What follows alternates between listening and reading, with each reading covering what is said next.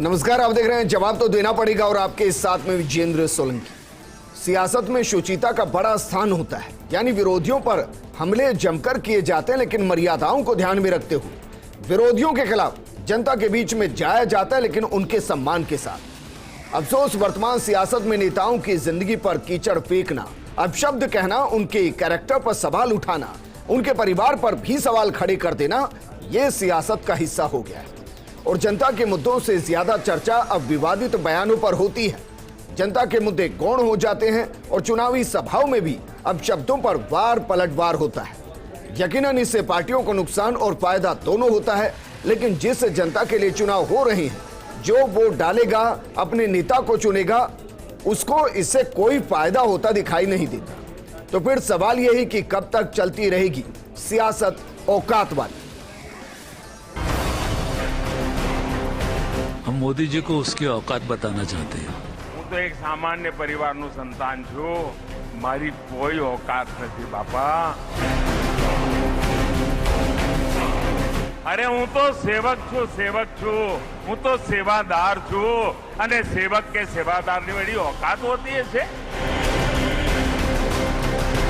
हम मोदी जी को उसकी औकात बताना चाहते हैं। અમારી કોઈ औकात નથી। મહેરબાની કરીને વિકાસના મુદ્દાની ચર્ચા કરો અને આ ગુજરાતને વિકસિત ગુજરાત બનાવવા માટે આવો મેદાનમાં। આ औकात બનાવવાના ખેલ રવા દો ભાઈ। અહંકાર જુઓ ભાઈઓ, અહંકાર જુઓ। मोदी को उसकी औकात दिखा देंगे।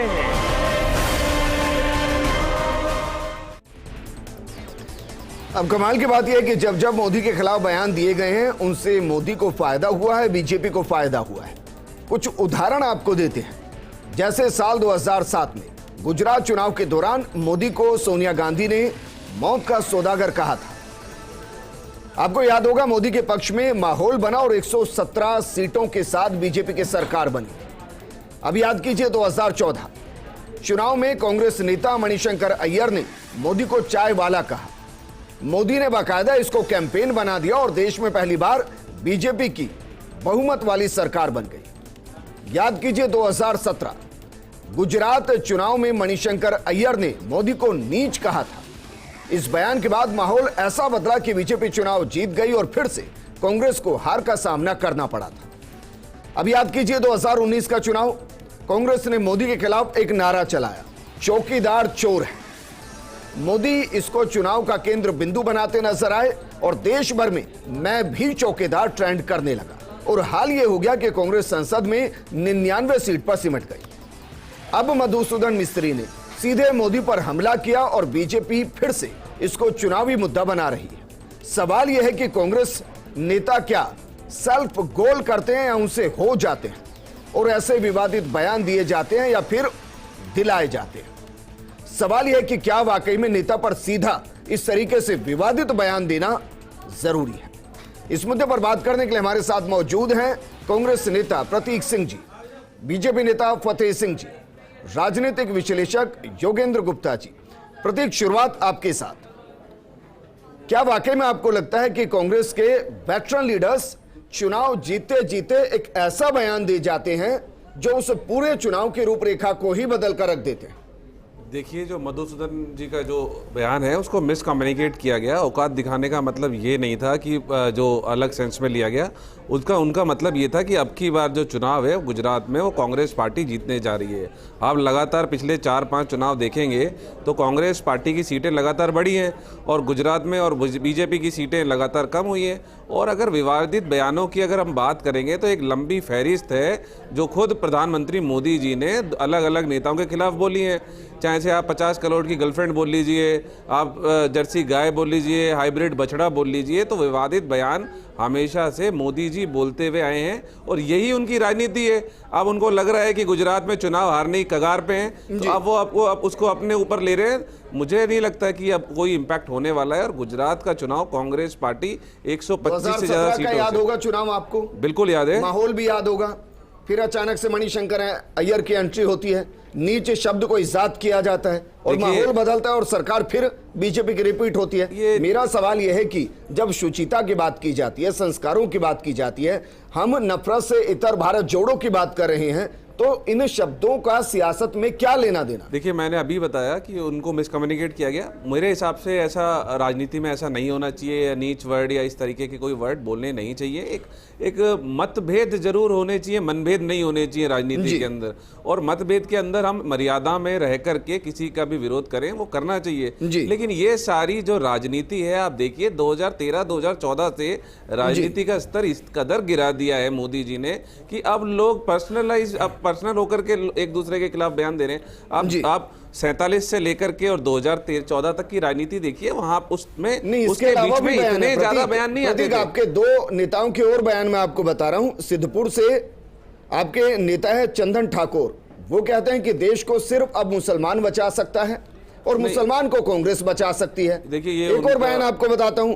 आपके विधायक हैं इंद्रजीत परमार, वो कह रहे हैं कि हिंदू इलाके के अंदर वो डिस्पेंसरी खोलने ही नहीं देंगे, वो इस लायक नहीं है। और ये भी गुजरात चुनाव के ही है। वो उनका पर्सनल कोई व्यू हो सकता है और उसके लिए वही जिम्मेदार है।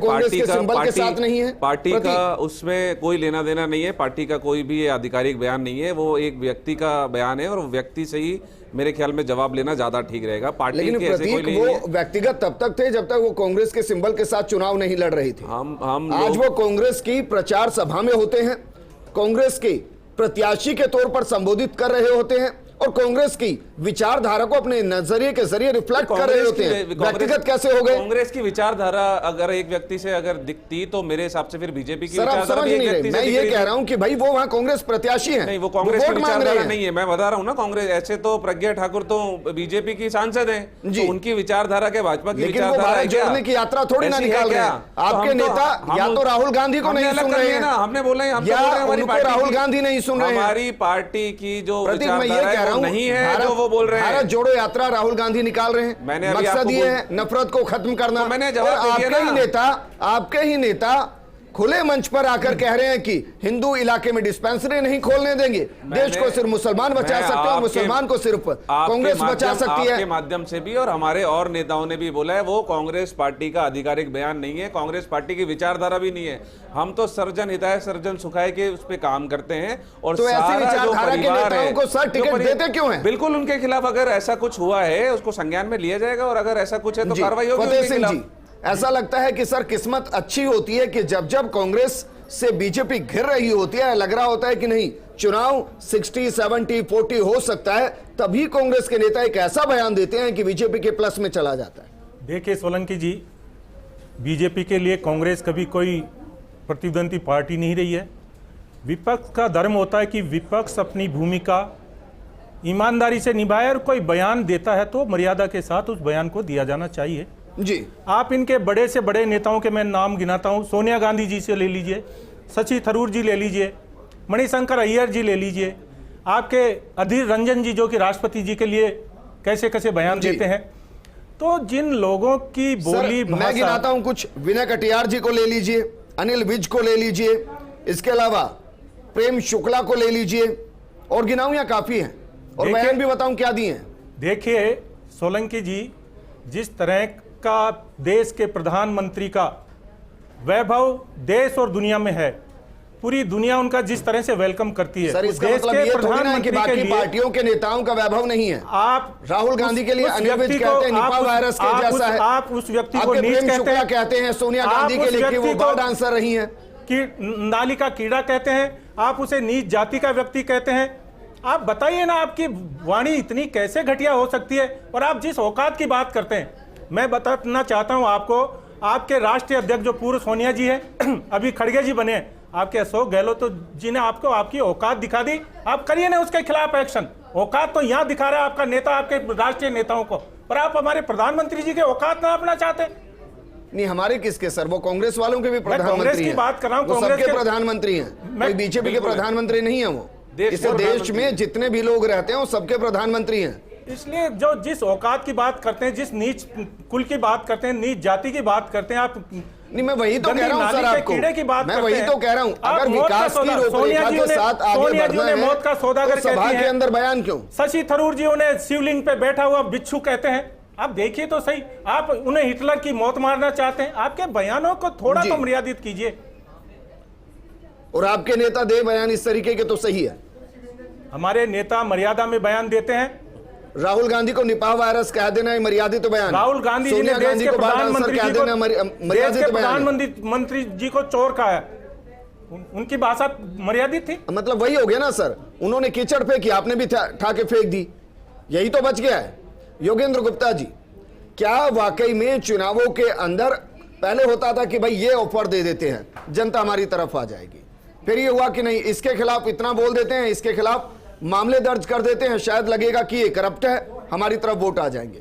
क्या सियासत इतनी अपग्रेड हो गई है कि जब तक दूसरों के चेहरे पर कीचड़ नहीं उछाला जाएगा चुनाव जीतना मुश्किल हो जाएगा? देखिए विजेंद्र जी, बयानबाजी के मामले में दोनों ही दल कम नहीं हैं और दोनों ही दलों में बयानवीर मौजूद हैं जी। लेकिन यहाँ यक्ष प्रश्न ये है कि जो बयानों का टाइमिंग है वो हमेशा इसी समय क्यों होता है? इस तरह के बयान जब मणिशंकर का बयान आया था तब भी इलेक्शन के समय आया, और हमने पिछले शो में भी कहा था कि ये इलेक्शन उसी तरफ जाएगा जिस तरह बीजेपी ले जाना चाहती है, और हम इतने दिनों से प्रतीक्षा कर रहे थे कि वो सेल्फ गोल कांग्रेस की तरफ से कब होगा जिसके आधार पर पूरे चुनाव की दिशा को मोड़ दिया जाएगा।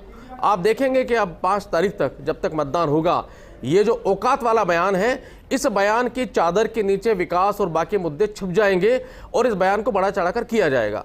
अब ये कांग्रेस वालों को बताना चाहिए, क्योंकि आप एक बात और देखिए विजय जी, जिन्होंने बयान दिया वो कोई सड़क छाप नेता नहीं है या कोई आम कार्यकर्ता नहीं है।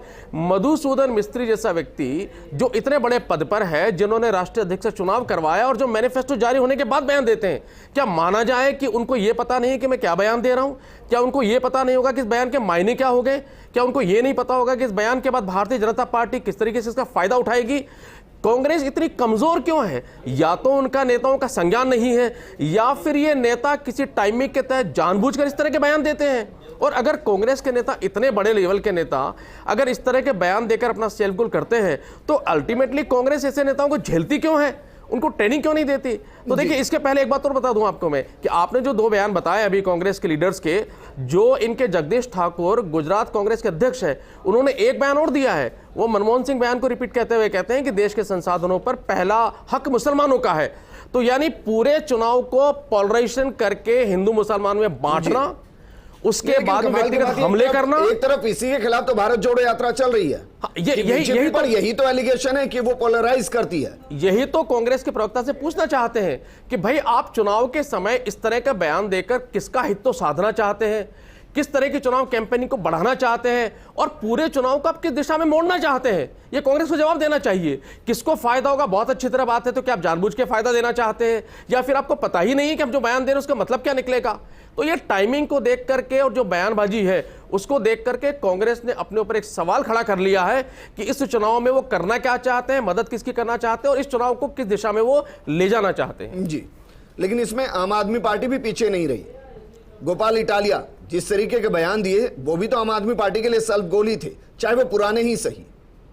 आपने बिल्कुल सही कहा। देखिए, इस तरह के बयान का समर्थन कोई भी व्यक्ति दे, किसी भी देश में कोई भी संजीदा व्यक्ति नहीं कर सकता, लेकिन आम आदमी पार्टी के जो गोपाल इटालिया ने बयान दिया उसके बाद वो बवंडर नहीं उठा जो बवंडर अब इनके उठने से उठेगा, क्योंकि भारतीय जनता पार्टी वहां पर अपने सारे बयानों में बता रही है कि आम आदमी पार्टी हमारे मुख्य कॉम्पिटिटर नहीं है, हमारे मुख्य कॉम्पिटिटर कांग्रेस है। तो वो कांग्रेस का जो टाइमिंग है 10 दिन पहले का, इटालिया के बयान क्या बहुत पुराने हैं, तो शायद उसका इम्पैक्ट इतना नहीं था क्योंकि आपने आने के बाद नहीं दिया। इनका जो टाइमिंग है और जो करंट अफेयर्स में दिया गया है उसको जो मुद्दा बनाकर ये अब उतरेगी भारतीय जनता पार्टी। कभी-कभी लगता है कि बयान दिए नहीं जाते हैं, दिलाए जाते हैं। मैंने आपको यही कहा कि यही एक प्रश्न है कि ये बयान इस टाइमिंग पर दिए गए हैं तो क्या इन्होंने स्वेच्छा से दिए हैं, क्या ये अज्ञानी है, क्या इनको कुछ पता नहीं है, या फिर किसी एक बिल्कुल एक सुनियोजित योजना के तहत ये बयान दिए गए हैं या दिलवाए गए हैं? ये कांग्रेस वाले जवाब। ठीक है प्रतीक, अक्सर ऐसा होता है कि किसी को खुश करने के लिए उनके जो विरोधी होते हैं ना, उनको हम छींटाकशी करते हैं। क्षणिक वो खुशी मिल जाती है, लेकिन उसका दूरगामी परिणाम बहुत मुश्किल होता है, कठोर होता है। कहीं यही तो आपके बीच में, नेताओं के बीच में नहीं चल रहा होता कि देखिए मोदी जी की टक्कर राहुल गांधी से, हम सीधा मोदी जी को हिट कर देंगे, राहुल गांधी खुश हो जाएंगे, चुनाव हारते हैं तो हार जाएं, कोई बात नहीं।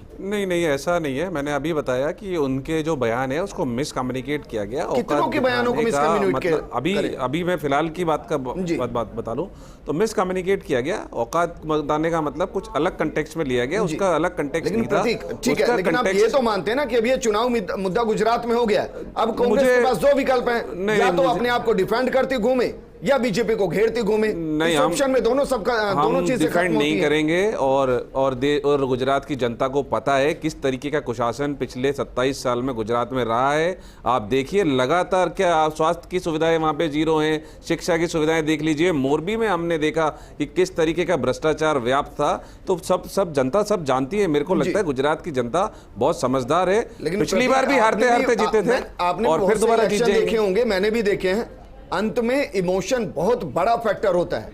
देखिए वो मुझे फैक्टर जिसके नीचे बाकी सब घुस नहीं जाता है। मुझे नहीं लगता। मुझे लगता है गुजरात की जनता समझदार है और गुजरात की 2007 जनता में के क्या लिए हुआ? गुजरात की जनता के लिए विकास ज्यादा बड़ा मुद्दा है, उनकी सुरक्षा ज्यादा बड़ा मुद्दा है। जो प्रदीप, ड्रग 2007 में हैंडलिंग क्या जो हुआ? चल रही एक है, बयान मौत का सौदागर, कांग्रेस आउट। अगर आप 2017 में क्या हुआ? 2000 एक बयान अंतिम क्षणों में नीच, कांग्रेस आउट। 2017 की अगर आप बात करेंगे तो बहुत कम मार्जिन से बीजेपी जीती है और लगातार डाउन हो रही है। आप देखिए ना। और गुजरात की जनता बहुत समझदार है। मैं फिर कह रहा हूं आपको, वो जो उनके मुद्दे हैं, चाहे विकास का मुद्दा है, भ्रष्टाचार का मुद्दा है, शिक्षा का मुद्दा है, स्वास्थ्य का मुद्दा है, उसके ऊपर वोट देगी और 125 से ज्यादा सीटें जीत करके कांग्रेस पार्टी गुजरात के अंदर सरकार बनाएगी। 8 तारीख को रिजल्ट आएगा और सबको पता लग जाएगा। फतेह सिंह जी, ऐसा नहीं लगता है कि कांग्रेस के कुछ नेता बीजेपी की तरफ से बैटिंग कर रहे होते हैं, अंतिम वक्त में आके बैटिंग देखिए, करते हैं? ऐसा कुछ भी नहीं है। भारतीय जनता पार्टी अपने आप में एक समृद्ध और संबल पार्टी है।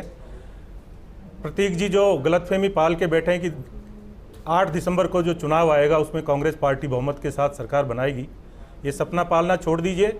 हम हिमाचल में भी और गुजरात में पूर्ण बहुमत के साथ भारतीय समय जनता बता देगा, पार्टी की- समय बता देगा। वो तो समय आएगा, बिल्कुल आएगा। आप कहीं नजर नहीं आएंगे। हम तो यही नजर और मैं आएंगे, आपको आप आज- नजर नहीं आज आएंगे खुद। इस चैनल के माध्यम से कहना चाहता हूं कि भारतीय जनता पार्टी शुद्ध रूप से पूर्ण बहुमत की हिमाचल में भी और गुजरात में भी सरकार बनाएगी। और जिस विकास की बात लेकिन आप कर फतेह रहे सिंह जी, हैं, आज मैं जिस मुद्दे विकास पर की बात बात कर रहा हूं, आपका उस मुद्दे राजस्थान पर में आते क्या हैं। हालात सच हो रहे हैं, बताइए। उसका भी जवाब सच दीजिए। मोरबी की तो बताइए, बात जो कर लीजिए। कांग्रेस के नेता बयान देते हैं चुनाव के दौर में, उससे बीजेपी को कितना फायदा होता है? देखिए साहब, इनके बयानों से हमारे ऊपर कोई फायदा नहीं कमाल की बात कर रहे हैं भारतीय सर। जनता मैं गिनाता हूं सर। भारतीय जनता चौकीदार पार्टी चोर अपने है। भारतीय चौकीदार चोर है। ये इनकी छोटी मानसिकता दर्शाती है सर। ये इनकी छोटी मानसिकता, जो इनकी मानसिकता। फतेह सिंह जी, मैं ये कह रहा हूं, आप कह रहे हैं ना कोई फर्क नहीं पड़ता, मैं उस फर्क को बता रहा हूं। नारा लगा चौकीदार चोर है, पूरा बीजेपी का कैंपेन क्या चला? मैं भी चौकीदार। देखिए मुद्दे सर, बाकी छूट गए थे। क्या बयान आया? प्रधानमंत्री मोदी चाय की स्टोर लगाएंगे, चाय वाला है। क्या हुआ? चाय पर चर्चा कैंपेन ही शुरू हो गया। सोलंकी जी देखिए, आप सोनिया जी से लेके आज राहुल गांधी जी तक आ जाइए। आप इनके नेताओं की जो छोटी इनको आज एक सामान्य मोदी जी की परिवार से मानसिकता तो निकला बोल हुआ लीजिए। व्यक्ति, मोदी देश जी का क्या बोलते थे? प्रधानमंत्री, मोदी जी के बयानों को तो कोट कर लगातार लीजिए। 2 बार पूर्ण बहुमत की सरकार बना ले। 50 करोड़ की गर्लफ्रेंड बोलते हैं, ये बोलना अच्छा होता है क्या किसी की वाइफ के लिए? सामान्य परिवार का व्यक्ति देश का फतेह सिंह जी, प्रधानमंत्री मैं बन गया। सर मेरा मुद्दा एक लाइन का, ये बताइए क्या बीजेपी को कांग्रेस के इन बयानों से वो संजीवनी मिल जाती है? जी, कहीं कि मैं इस जो बात अटका से हुआ कहीं चुनाव सहमत नहीं clean हो हूं जाता है। सोलंकी जी। कहीं कांग्रेस के इन बयानों से हमें कोई संजीवनी नहीं मिलती। भारतीय जनता जी, पार्टी का तो फिर इन कार्यकर्ता, बयानों भारतीय का जनता जिक्र- पार्टी का फिर इन बयानों का नेता। जिक्र सभाओं के माध्यम से क्यों? फिर छोड़ दीजिए, किसी ने कुछ कहा तो भरी सभा में फिर इनका प्रतिकार क्यों? हम भरी सभाओं में हमारे जो भारतीय जनता पार्टी की केंद्र की सरकार है, कहीं हमारे प्रदेशों में सरकार है, उसकी विकास की बात करते हैं। हम इन मुद्दों की कहीं कोई चर्चा नहीं आज ही करके बयान गए सुनिए। हम। नेताओं के बयान सुना कीजिए सर, अपने नेताओं के भी सुना कीजिए। योगेंद्र जी, सर एक ही लाइन का प्रोग्राम है मेरा। क्या वाकई में बीजेपी को इन बयानों से फायदा होता है और पूरा चुनाव जब कहीं फंस रहा होता है तो संजीवनी के तौर पर कांग्रेस के नेता एक ऐसा बयान देते हैं कि लीजिए आपके बैठे बैठाए मुद्दा दे दिया है, चुनाव जीत जाइए? बिल्कुल होगा। देखिए, जो भाजपा के प्रवक्ता कह रहे हैं कि फायदा नहीं होगा, तो इससे ये पूछिए कि अब जो, क्योंकि वहां एंटी इनकम्बेंसी है, ये सब मानते हैं, और अब जो इनका कैंपेनिंग होगा, अगर इनको इससे फायदा नहीं होता है तो हर कैंपेनिंग में मोदी जी के हर भाषण के अंदर विकास का मुद्दा कब होगा और औकात का मुद्दा ज्यादा होगा। अगर उससे फायदा नहीं है तो आज भी आपने भाषण सुना भी उनका, औकात को उन्होंने कितने बार उसको शब्द और कितना बार रक्षेदार भाषण बोला है उन्होंने, तो वो इसको उठाएंगे। अगर नहीं है तो आप विकास की बात कीजिए ना, औकात की बात मत कीजिए। दूसरी बात, अगर कांग्रेस के जो प्रवक्ता कह रहे हैं तो कांग्रेस के प्रवक्ता से सवाल पूछा जाना चाहिए कि अगर वहां एंटी इनकम्बेंसी है, अशिक्षा है, भ्रष्टाचार है, बाकी चीजें हैं, तो आप बजाय औकात के, क्योंकि वहां 8 साल से नरेंद्र मोदी शासन में नहीं है सर, वहां भूपेंद्र पटेल है। बयान दे दिया गया कहीं से, वो चुनाव प्रचार का हिस्सा नहीं है, उनको रैलियों में जाना नहीं है, जनता को फेस करना नहीं है, बैठे बैठे एक बूम आगे लगा, उन्होंने बयान दिया और अब पूरी कांग्रेस झेल रही है। हाँ, तो ये प्रश्न यही है ना कि भाई अगर आपको सवाल उठाना था तो राज्य सरकार पर कुछ उसकी औकात बताते, उसके अशिक्षा बताते, उसके बेरोजगारी बताते, भ्रष्टाचार बताते। आपने मोदी को टारगेट किया और पूरे चुनाव को मोदी में बना दिया कांग्रेस ने। अब जो इलेक्शन है ऐसा ही होता है सर। हाँ, वो बनाया गया है। देखिए, वो बयान के माध्यम से उसका अब ओरा वहां फिक्स हो रहा है वहां पर। तो ये तो कांग्रेस के ऊपर अपने आप में सवाल उठ रहा है कि भाई इस इलेक्शन में ऐसा आपको क्या दिख रहा था कि बजाय राज्य सरकार को कटघरे में खड़ा करने के आपने सीधा मोदी को कटघरे में खड़ा किया और चुनाव का आपने मोदी वर्सेस कांग्रेस बना दिया वहां पर। तो ये जो कह रहे हैं दोनों ही पार्टी, देखिए इनको संजीवनी मिली, इसमें कोई शक नहीं है, और उन्होंने जानबूझ करके संजीवनी दी है, इसमें कोई शक नहीं है। इसमें बीजेपी का क्या हित है और उनका क्या हित है ये वो दोनों बता सकते हैं। समझ आप भी रहे, समझ हम भी रहे। गुप्ता जी, बीजेपी के लिए कोई संजीवनी नहीं है। आप मुझे बार बार गाली देंगे तो मेरा भी तो धर्म बनता है कि मैं उस गाली के बारे में लोगों को बताऊं कि गुप्ता जी ने मुझे गाली दी। मैं नहीं कहूं कि मेरी औकात की बात की जा रही। जब मेरी औकात आप नापने आएंगे तो उसको मैं पेट में दबा के बैठूंगा। नहीं, हम ये नहीं कह रहे, हम ये कह रहे हैं कि 300 दिन हर चुनावी सभा को आप औकात में बना देंगे। देश के प्रधान, प्रश्न ये उठाया है, आप समझ रहे हैं, देश के प्रधानमंत्री हैं, कोई कुछ भी कहेगा जवाब थोड़ी ना देंगे। लेकिन चुनाव में ये सब हो रहा है। प्रतीक, वाकई में इसको गंभीरता से कांग्रेस को सोचना चाहिए कि वो चुनाव के अंतिम फेज में आकर उनके नेता ना जाने किसके कहने पर या खुद अपने इंटेलेक्चुअल लेवल पर वो ऐसे बयान देते हैं कि बीजेपी को बैठे बैठाए बहुत कुछ दे जाते हैं, और वो कैंपेन चलते हैं। चौकीदार चोर है, मैं भी चौकीदार, प्रधानमंत्री चाय वाला, चाय पे चर्चा, और अब यहां जिस तरीके से औकात का बयान दिया गया, अब यकीनन आगे की कैंपेनिंग इसी शब्द के इर्द गिर्द होगी और कांग्रेस फंसेगी। देखिए, कांग्रेस पार्टी नहीं फंसेगी। पिछले दिनों आपने मोदी जी का अगर भाषण सुना हो तो वो कह रहे थे कि आप इस बार चुप मत बैठ जाना, कांग्रेस पार्टी अंदर अंदर सारा काम कर रही है। तो उनको पता है कि जनता जो गुजरात की है वो नाराज है उनके शासन से, और अंदर ही अंदर कहीं ना कहीं जब 5 तारीख को और 1 तारीख को वोट डलेंगे तो पता लग जाएगा। मुझे नहीं लगता कोई सेल्फ गोल नहीं है। मैंने आपको बताया, मिस इंटरप्रेट और मिस कम्युनिकेट इसको किया जा रहा है, इस वर्ड को। ये वर्ड उस कंटेक्स्ट में था ही नहीं जिस कंटेक्स्ट में मोदी जी इसको बहुत महिमा मंडन कर रहे हैं, मुझे नहीं लगता। और आप फिर अगर आप बयानों की अगर बात करेंगे तो फिर मोदी जी के आप बयान देख लीजिए, चाहे आप जर्सी गाय देख लीजिए, हाइब्रिड बछड़ा देख लीजिए, 50 करोड़ की गर्लफ्रेंड, ये एक प्रधानमंत्री को शोभा थोड़ी देता है इस तरीके की लैंग्वेज बोलना। मुझे तो नहीं लगता कि 2014 से पहले जितने भी प्रधानमंत्री हुए, चाहे अटल बिहारी वाजपेयी जी हुए या गैर कांग्रेसी जी भी जितने हुए, उन्होंने इस तरीके की भाषा का यूज कभी भी नहीं किया। आप राजनीति में हैं, आप जब तक किसी संवैधानिक पद पे नहीं बैठते जब तक आप बोलिए, लेकिन आप जब संवैधानिक पद पे बैठ जाते हैं, प्रधानमंत्री है देश के, आपको ऐसी लैंग्वेज नहीं बोलनी चाहिए। मुझे लगा कि आप ये कहेंगे कि वो प्रधानमंत्री मोदी प्रचारक हैं। अब सोचिए जरा, वो प्रधानमंत्री हैं, संवैधानिक पद पर बैठे हैं, उनके लिए कांग्रेस के नेता इस तरीके के शब्दों का इस्तेमाल करते हैं, क्या ये प्रधानमंत्री की गरिमा के खिलाफ नहीं है? देखिए, मैंने अभी बताया ना कि वो देश के प्रधानमंत्री को औकात दिखाना चाहिए। नहीं, देश के प्रधानमंत्री की जो पद है उसकी गरिमा कांग्रेस पार्टी से ज्यादा किसी ने नहीं रखी है, देश के और हम उसके साथ औकात दिखानी है कि क्या औकात नहीं। वो उन्होंने, उनका पहली चीज तो उनका जो वर्ड था उसमें प्रधानमंत्री शब्द उन्होंने यूज नहीं किया। दूसरा जो मैंने आपको बताया कि मिस इंटरप्रेट